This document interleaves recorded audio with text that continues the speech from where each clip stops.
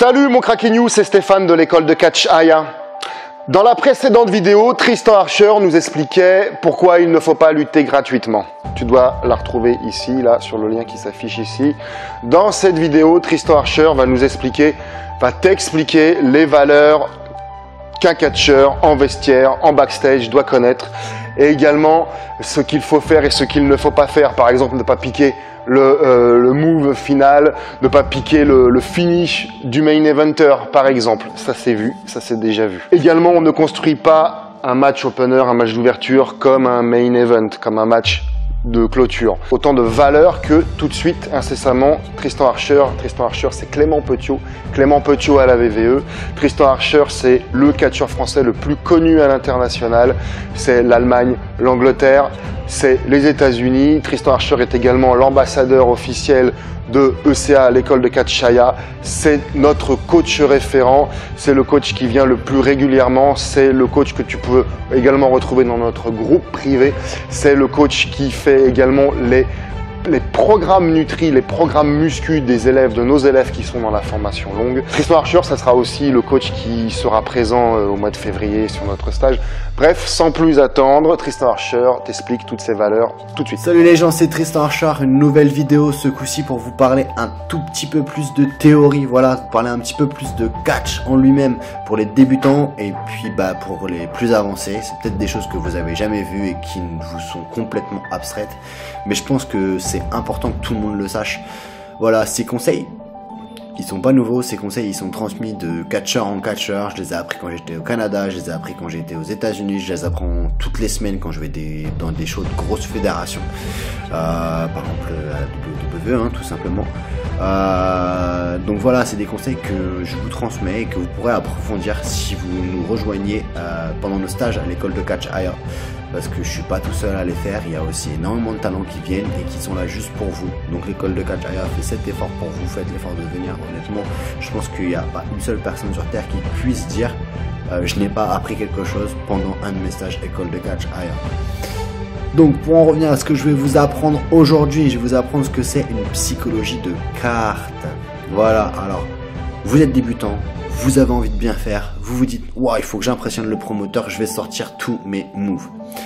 Déjà, sache que si tu es débutant, tous tes moves, il y en a la moitié déjà qu'il faudra les jeter à la poubelle parce que ça va pas être très bien réalisé. Si tu as fait 2 matchs dans ta vie, forcément ta German souplesse ça va pas être super belle, ou je sais pas quel move ne va pas être super beau parce que tu vas pas être habitué de travailler avec la personne et tu risques de partir un petit peu de travers ou rater un peu ton mouvement.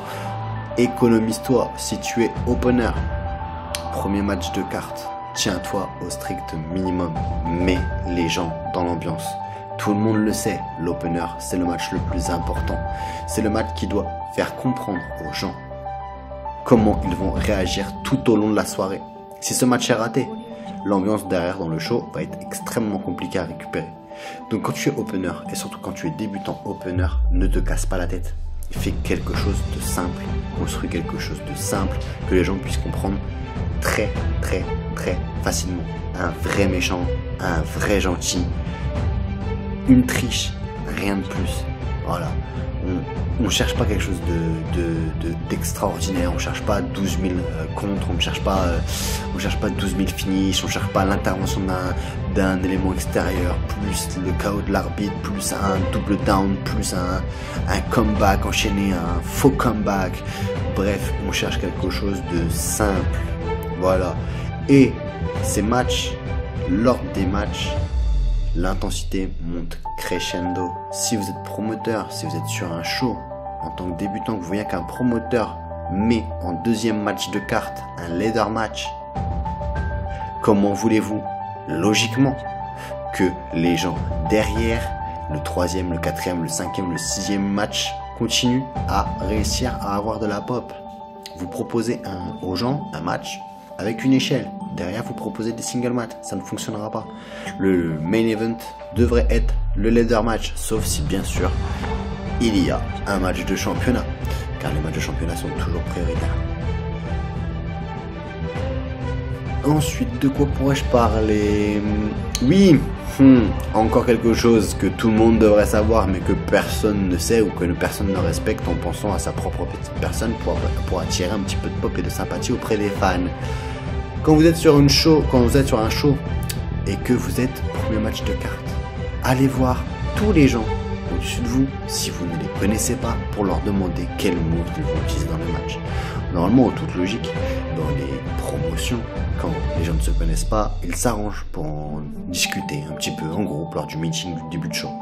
Quand c'est pas le cas, faites l'effort vous-même, parce que si le main eventer et que le main eventer il est connu et que vous ne le connaissez pas malheureusement parce que vous regardez peut-être pas l'indie ou quoi que ce soit, vous faites un show avec Adam Cole et que vous mettez 10 super kicks dans votre match et que le main event c'est Adam Cole et qui met un super kick, je pense que quand il vous verra faire 10 super kicks en opener, votre réputation est terminée.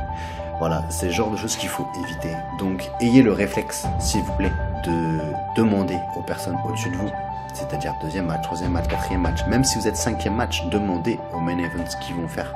Si vous pensez faire un rev bump, demandez aux main events s'ils ont besoin d'un rev bump, parce que le main event c'est le match le plus important, tout simplement.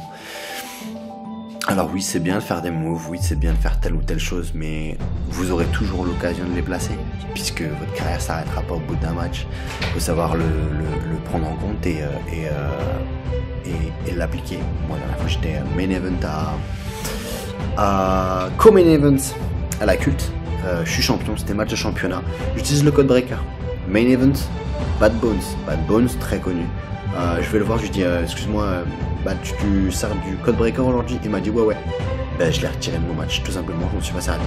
Parce que lui, c'est un de ses moves qui l'a rendu populaire en Allemagne, tout simplement. Pourtant, je suis champion, je devrais pouvoir avoir le droit d'utiliser les prises du champion, etc. Il est main event, la carte elle est faite comme ça. Son match est après le mien, parce que c'était un match plus important, parce que c'était lié à la feud, il y a énormément de choses à prendre en compte. Je laisse la place au main event et je rends mes moves. Donc s'il vous plaît, si vous êtes débutant, respectez aussi ce principe qui est extrêmement important. D'accord? Donc on a vu, premier match, très simple, on augmente en intensité. Deuxième chose, on respecte absolument les moves de ses partenaires. Si en premier match, vous sortez les moves et les finishes de tous les autres catcheurs de la carte et que vous vous dégagez ou que votre partenaire se dégage ou que votre adversaire se dégage, qu'est-ce que doivent faire les autres pour gagner le match? Et déjà, quelque chose qui est aussi ridicule, si vous vous dégagez de 12 000 prises, qu'est-ce qui va vous faire gagner ou perdre à un moment donné? Voilà, c'est ce qu'on appelle la surenchère. C'est quelque chose qui se retrouve de plus en plus actuellement et qu'on voit de plus en plus. C'est que maintenant, il faut faire 12 finishes sur un mec pour réussir à remporter la victoire. Ce qui est complètement illogique et les gens le voient. Donc les gens pensent de plus en plus que c'est fake. Merci, vraiment, super fort. Pensez au selling.